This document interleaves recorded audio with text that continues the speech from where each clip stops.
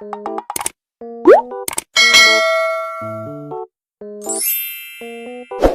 I wanted to go over the dynamic between Q and Monica from Love and Basketball.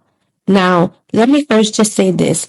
This is my all-time favorite movie, and I think arguably it had one of, if not the best soundtracks of all time.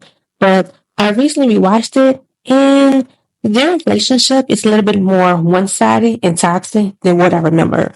I know. This is a staple in Black culture, and like I say, it's literally my favorite movie, but just hear me out.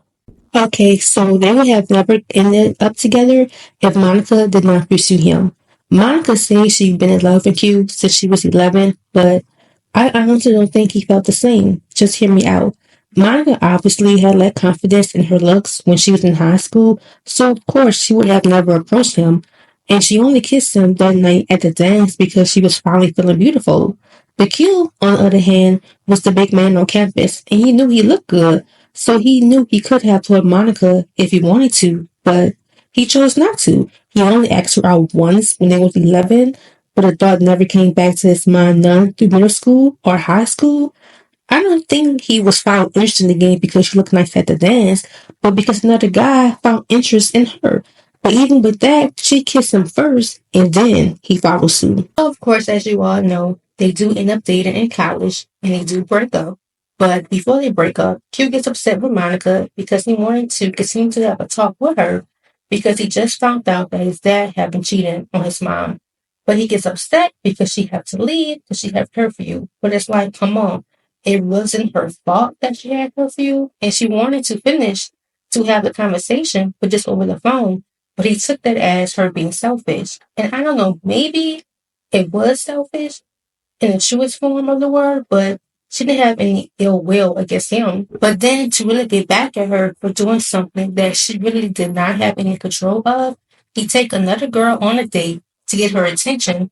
And then he decided to go pro and break up with Monica after Monica wanted to work it out with him after he cheated. Listen, I understand it was hard for him to come to terms with coming to the realization of who his father really was. His father was his hero, after all.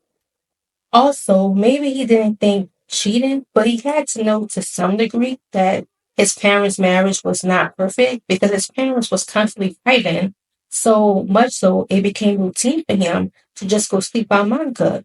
And I know he even said later on in the movie that he was feeling lost and he couldn't trust anyone. I know, but he could have, just say that and still break up with her if he felt like that what he needed for himself. But he had to do all the extra stuff. And like I said, it's not like she just left him on the bench just for the sake of it. But he really felt like If you really felt like that, you should have said something. You left my child for dead. he thought she was being selfish because he didn't want to break her view, but she was just doing what she needed to do for herself. Just like he decided to leave college and go pro because that is what he felt like he needed to do for himself at that time. So 5 years passed by, and Q is now engaged. And of course, I don't fault him for being engaged because I mean, 5 years is a long time. So of course he moved on.